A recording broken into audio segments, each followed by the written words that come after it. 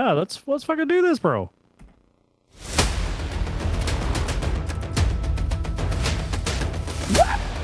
Now it's back. Give it to the quarterback. No, we got the running back. What? Well, look at this. Two of my favorite people in the world talking to each other. Straight off the couch. I'm exhausted. You know what? After that long 18-week grind, I'm exhausted too, but I'm all pumped up for the postseason. Let me bring in my broadcast partner, the dynamic and dashing Adam Weidel. Adam, how are you in 2026, brother? Oh, buddy, happy New Year to you too. Things are definitely interesting with Week 18 finishing off. I have this kind of melancholy vibe going on where it's just like, oh, Week 18 just happened, so you know what that means. We go into the playoffs and we get less and less games every week. We were talking about all these games for so long, getting 16 games a week. Right. Sometimes 13, sometimes 14 because of the bye weeks, but we're talking about all these games and then it's going to go 6, 4, 2, 1. And then nothing. Then we got nothing. And then we just turn to dust until September again, I guess.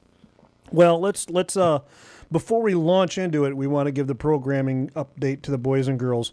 We're going to do another one later on in the week where we talk about our predictions, but this one we're going to dedicate to a couple other topics like the review of last week, the coaching carousel, and the playoff picture. So we'll do another one later in the week that breaks down who we predict are going to win, and we'll do all that stuff. So let's just launch right into it, Adam. The Saturday early game, I don't think anybody wants to win the NFC South. No, it's like they need to rename that division the Toilet Bowl division because they really do. Because there's just like I don't know, bro.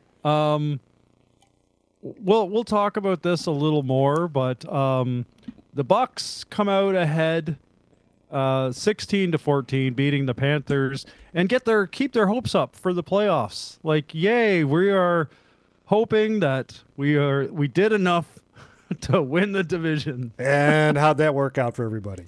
Yeah, so we'll talk about that when we go into the Sunday schedule, but the Buccaneers bested the Falcons by 2 points. Three teams in that division are at 8 and 9, and one of them's making it to the playoffs with the same divisional record.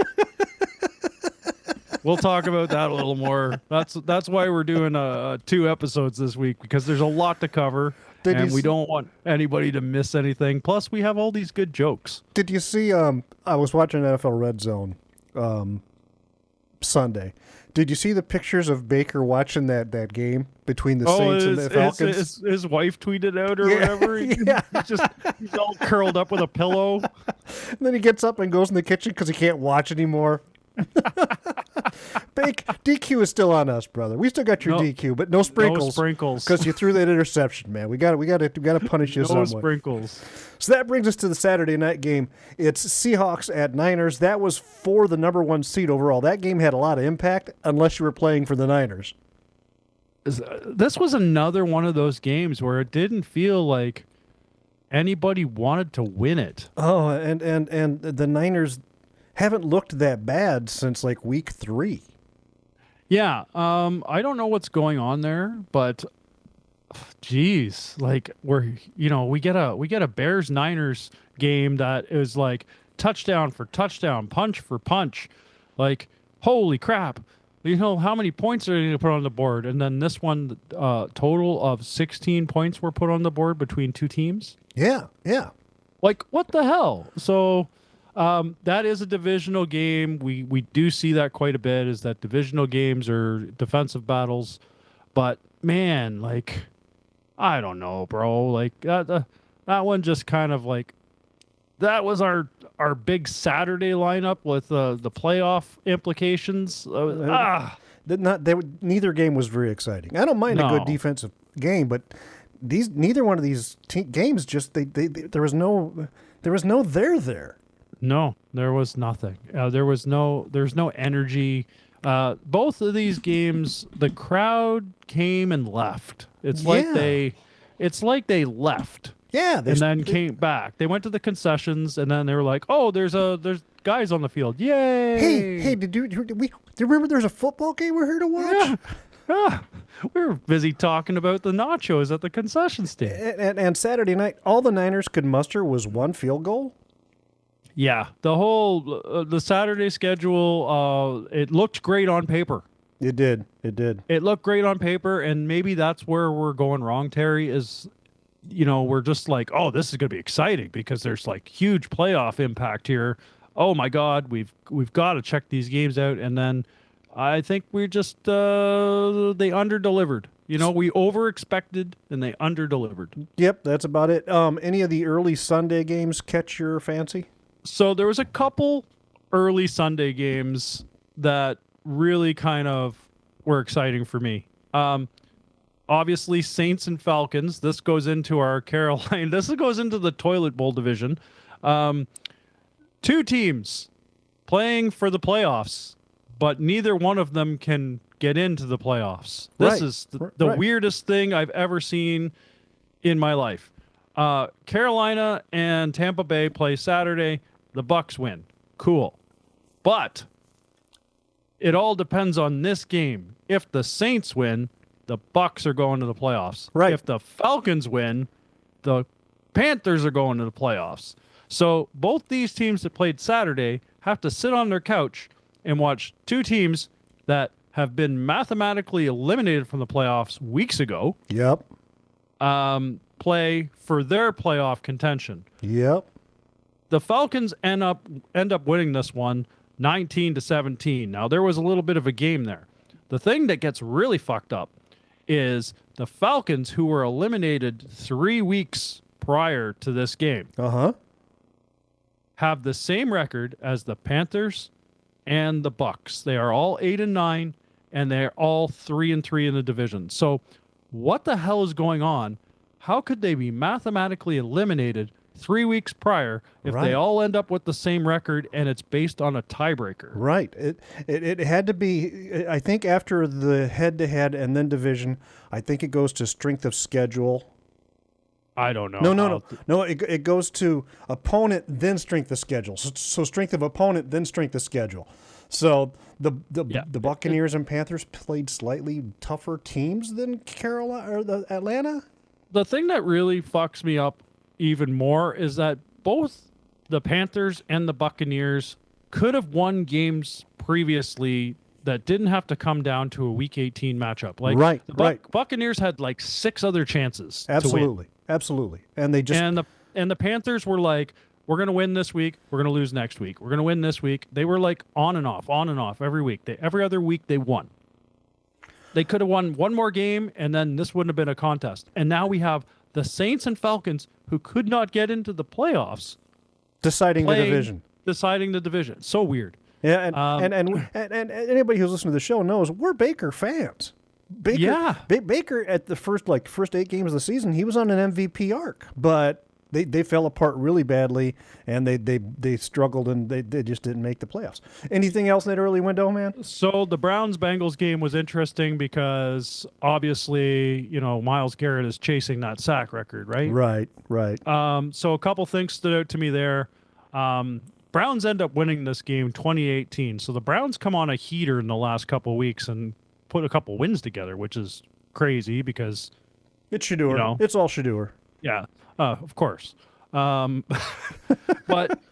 the Bengals coach is all pissed off that they stopped the game because Myles Garrett got the sack. Yeah, nobody told him that was going to happen. No, nobody told him. So I'm like, you crybaby. Haven't you watched any football, pal? I mean, you're a coach. You would think, if when a record's broken, they kind of pause action to recognize it. Any sport. Home run record gets broken in baseball. They stop the game to honor it. Like it's sports, man. It's gone on since the dawn of time. They have to recognize the moment, man. They're recognizing a historical moment. So he goes on. He's like, we were playing for our lives, and they stopped the game. And I'm like, what? Your 6-11 record? There was 5 minutes left in the game. Well, what were they stopping you from? Getting to Cancun early? Like, Jesus Christ. I think they were worried about somebody passing gas at the wrong moment. So those were the two ones that I watched in the early window that I was kind of paying special attention to. The other one that had some playoff implications was Colts-Texans. That was actually a pretty interesting game. Colts came alive there. They did, but it was with like their I think the quarterback was washing cars last week at the Circle K. Riley Leonard. Yeah, and you know, He looked good though. He looked really good, and Phillip Rivers on the sideline cheering him on. There's rumors now that Phillip Rivers might be in conversations for coaching positions, and we'll get to the coaching situation a little bit later. But the Texans, who had looked unstoppable on defense, didn't look quite so unstoppable. Now, there was a lot of starters that were rested. They were not really playing this game for, seeding at this point. They were just, if we get the win, we get the win. If not, oh, well, we're happy with what we have. We're resting our guys. Well, and the other one that I wanted to touch on just briefly, once again, we've been talking about this for the last 3 weeks. Vikings like to play spoiler late in the season. Super spoiler, baby. Yeah, and they shut the Packers down. Now the Packer fans will tell you, well, we didn't start anybody. Okay, you didn't start anybody, but you only scored a field goal. What do you At the end of the game. At the end. Yeah. What are you thinking? You're playing San Francisco today? What? Yeah, like at the end of the game, I thought, honestly, they didn't call the timeout. I thought they were just going to let the clock run out and they were going to take the goose egg. And I was like, that's the stupidest play ever. Like, who wants to take a goose egg? I know. And then I guess the officials came back and said a timeout was taken with 2 seconds left and they kicked the field goal. And I was just like, okay, that's a smart coaching play. But at the same time, it was just like, I thought they were just giving up. They were just like going to turtle, do the ostrich thing, put their head in the sand. Yeah, I didn't get it. So that kind of brings us to the late window of games. There was a lot. There was a lot going on in that late window, but honestly, other than Chargers, Broncos, and Bears, Lions, not a lot of playoff impact going on. No, so we had Bills. We had Bills Jets. Bills basically playing for either the 5th or 6th seed, depending on how everything else shook out in the league. And son of a Mitch comes in relief of Josh Allen and throws 3 TDs and runs in for 1. Now, that's one thing. That's one of my gripes of the week is that Josh Allen came out for the first snap One like snap. he did last year in Week 18. Yep, just want to keep the streak alive. Just to keep his starting streak alive, and I think the NFL needs to change that. I don't think you can be considered a starting QB unless you play like a full quarter or a series or something. Yeah, that one snap is not cutting it. Yeah, I agree. Yeah, I mean that's a technicality, and I mean they're gonna when they say Josh Allen was like started so many consecutive games, whatever that number turns out to be, there's got to be a giant asterisk beside it because. That's something. I don't know. It grinds my gears, Terry. It grinds my gears. And Commanders, Eagles, that if the Eagles would have won and the Bears would have lost, which the Bears did, Eagles could have had the number 2 seed, but the Eagles rested their entire team. So Yep. So, and the Commanders brought in their like 37-year-old guy that hasn't played in forever, and he ran in the fucking winning score. He did. He actually, honestly, he looked pretty good against the Eagles. He looked. I had to look him up because I was like, "There's no way this guy's 37 or 39 and he runs like that." And I think I saw him at the Social Security office in front of me the other week. He is fast. The big game that I wanted to make something happen was Broncos Chargers, but Chargers were happy being in the seeding that they're in. Yeah. So again, the starting quarterback was rested. They rested most of their starters, and Broncos win that one walking away 19-3. Yeah, and the other one was, the divisional match, Rams-Cardinals. It really didn't make a difference. Nope. Rams end up winning it. Surprise one for me is the Raiders decided to win. Because they didn't want that first number 1 overall draft pick. They still got it anyway. They still got it anyway. And the Bears go down to the Lions 19-16. In the first half, the Bears scored 0 points. Yes. And then So I thought that was I was like, I'm afraid to turn this game on right now because the last time I checked it was 16-0. yeah, and they brought it back and they tied it up. But the Lions kick a field goal with literally 2 seconds on the clock. And being a Bears fan, I had a lot of angst going on throughout that whole game. But I came to the conclusion: if you score 0 points in the first half, you deserve to lose. Yeah, and the only other game that was on the late window docket was Dolphins Patriots. Patriots just handled business. I can't believe the Dolphins felt like they didn't even care. Yeah, like no, Patriots almost put up a 40 burger for sure. Yeah, until they pulled Drake May. And that brings us to the Sunday night game. Ravens Steelers. This one was for 4th place in the AFC, 1st place in the AFC North. Actually, not a bad football game. So bad football game for 3 quarters. Yeah, right. Yeah. The last kind of 5-6 minutes of the 4th quarter was wow. Right. It was wow. I was nodding off in spots. I was just like, because also Chris Collinsworth, like if I have to hear now, here's a guy 100 times a game. What was the over-under on Collinsworth giving Rodgers a blowjob or a hand job? I'm just surprised he didn't mention Patrick Mahomes 6 times, but Aaron Rodgers was there, so he didn't have to. Yeah, he had his side piece Aaron there. You know. Yeah. So the last 5 minutes of this game, we got to see 3 touchdowns, a missed extra point, and a missed field goal in that order. Oh, that poor kicker for the Ravens, man. Rookie year, comes down to the season's on the line with this one kick, and he misses it. And he's just a kid, man. He's just like a 21-year-old kid, and he's got all this. Oh, I feel so bad for that kid. I really do. I have to give it to the announcers for causing these things, though. They talk about it like, oh, they went and they looked for a kicker and they found this guy who's cold as ice and can do things under pressure. Tirico and Collinsworth are going on and on about how the Ravens did their homework on this guy, and they went and they met him and they put him in the cockpit of an F-22 and had him go head to head against the right? Like they talk it up, and then like moments later, it's like, oh, wide right. It's not like just moments later. It's like, oh, that was like anticlimactic. What was the other one that I text you over the weekend? It was like instantly. There was another. I forgot. We text so much I can't go scrolling to look. I know, but it was just like they were. It was ridiculous. It was so ridiculous how the announcers talked it up, and then it just happens. yeah.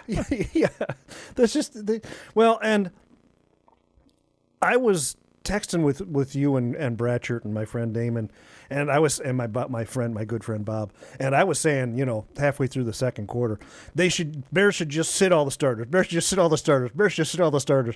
And then they tapped the game, and I texted Adam. Like I said, the Bears could leave the starters in, man.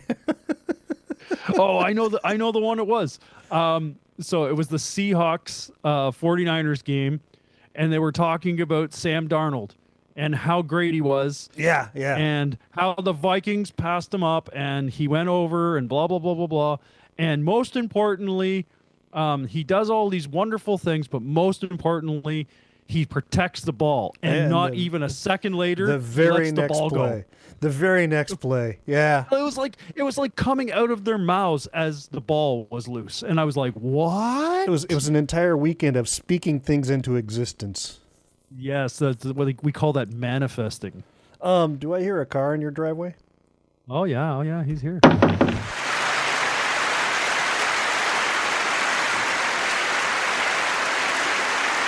Here he is, all the way from he went to Tokyo this past week. I don't know how he got there and back so quickly, but he did. It's Coach Blackwell. Coach, how are you, buddy?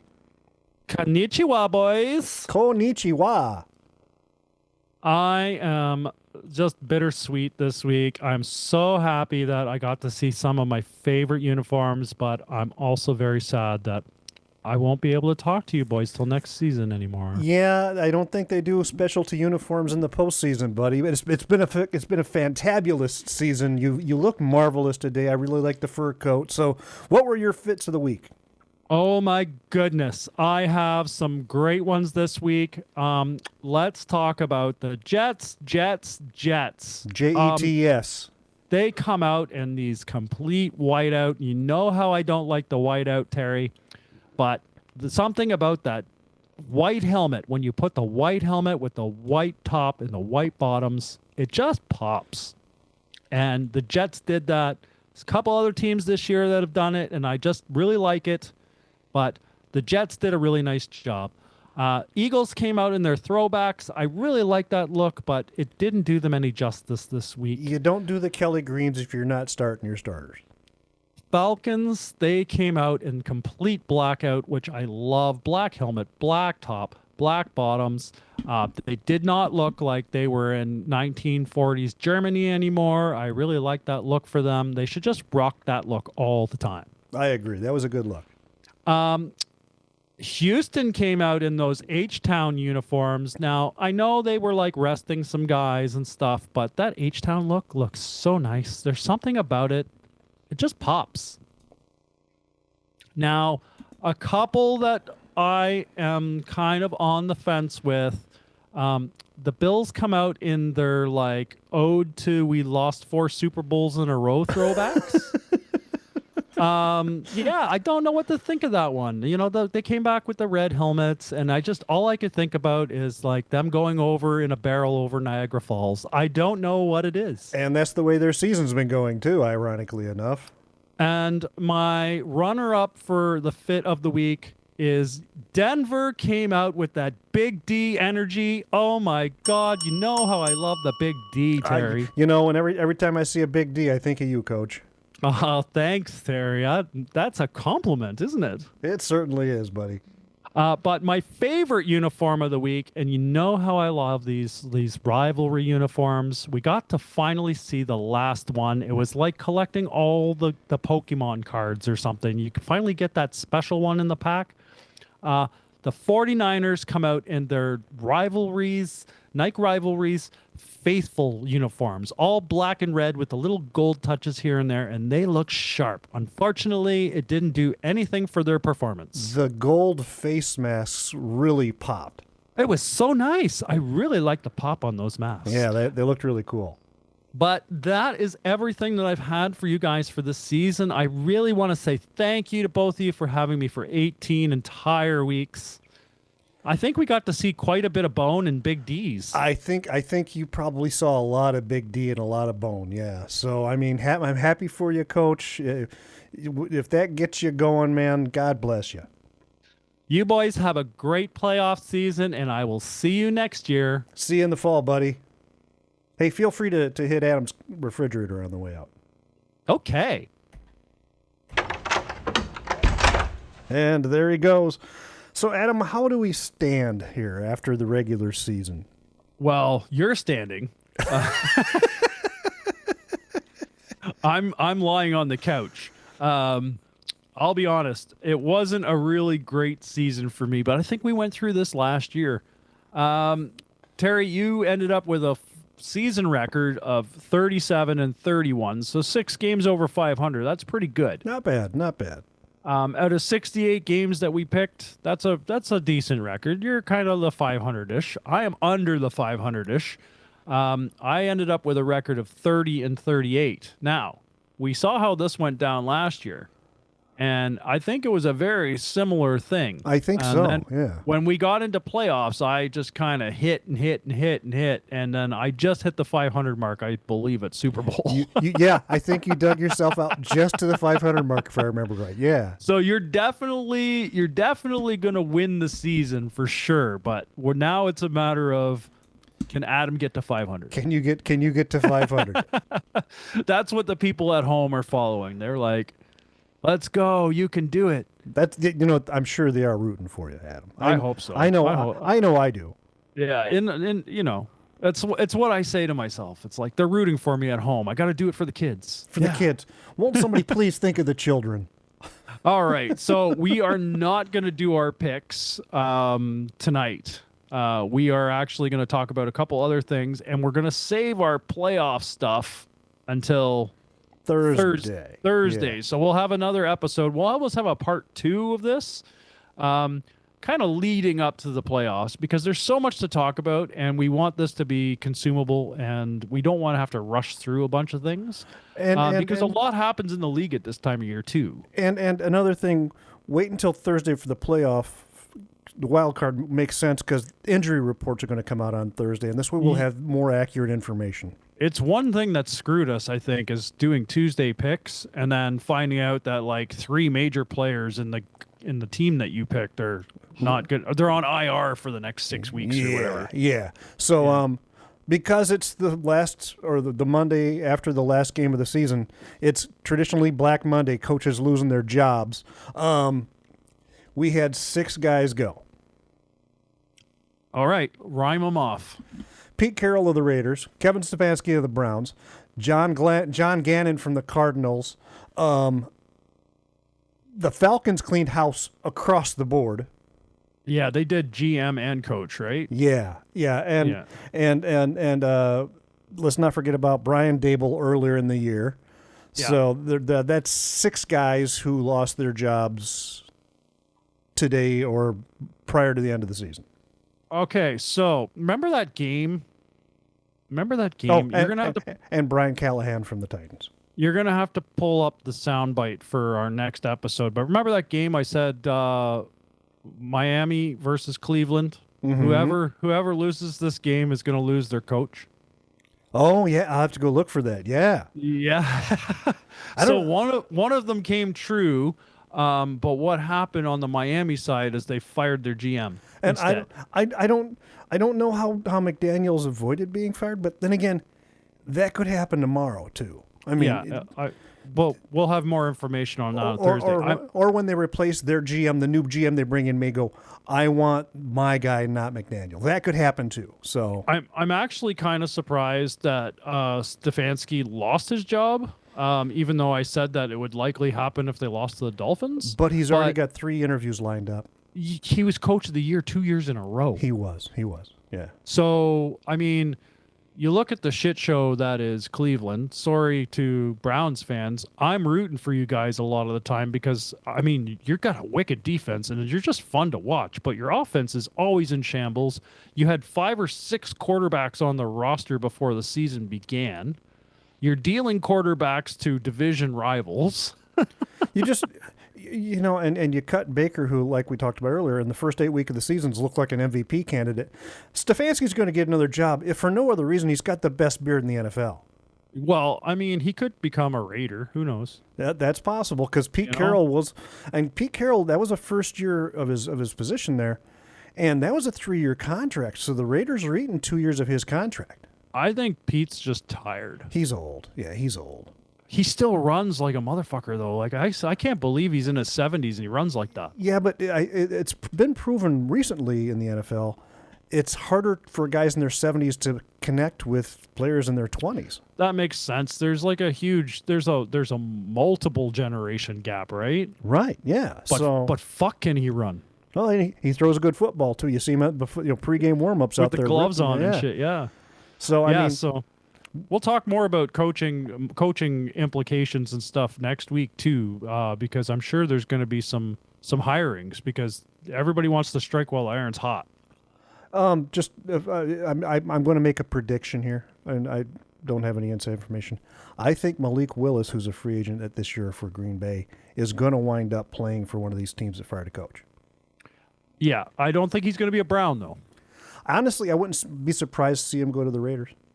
Yeah, Raiders makes sense. I mean, the Geno experiment's over. I don't think Geno has a job anywhere in the league unless he's a backup somewhere. Yeah, he's going to be a number 2 at best. Yeah. But who knows? I was going to say the Giants probably could have used Malik, but now they've got Jackson Dart, so they're probably not going to put him there. But Malik Willis is an amazing looking quarterback right now. He is. He plays and he's a Toyota-thon quarterback. He's a Toyota-thon quarterback. He plays well. He actually, statistically, his numbers are better than Love's. Yeah, but they've they've got the money on Love, and as you've said to me and not on air, is Green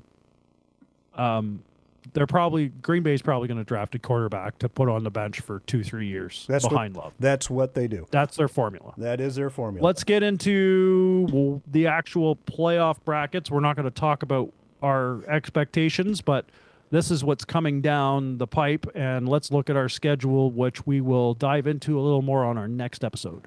Saturday's games, we have a 3:30 my time, 4:30 your time. Rams at Carolina. That's on Interesting. Fox. That's on Fox. 7 o'clock my time, 8 o'clock your time. We have Green Bay at Chicago. That's going to be on Amazon Prime. I did some research, just for goofs and laughs, if you boys and girls want to do something. Go look at Green Bay's records on Saturday and when they play on streaming services. You're welcome. There you go. And on our Sunday lineup, we have the noon game, or 1 o'clock your time. Yep. It is the Bills at the Jaguars. Interesting. And then on the 3:30 window, 4:30, Niners at Philadelphia. Interesting. And the Sunday night game, which is going to be on NBC. So the noon, 1 o'clock game, CBS. The afternoon window is on Fox. The night game is on NBC. That is Chargers at Patriots. That's going to be the exciting game. That's going to be the exciting game. And then Monday night on ESPN, 7 o'clock my time, 8 o'clock your time, it is Texans at Steelers. Yeah, so we have to watch the Steelers in prime time again. But we'll get into that on our Thursday show. And I wouldn't want to be playing the Texans postseason. Me neither. So that brings us to our, hang on here. Yeah, where's the goods? There it is. That brings us to our food section. Adam and I were kind of on the same wavelength a little here. Yeah, we were waving for sure.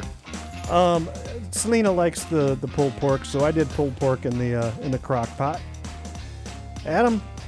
I did pork belly in the crock pot. We were on the same vibe.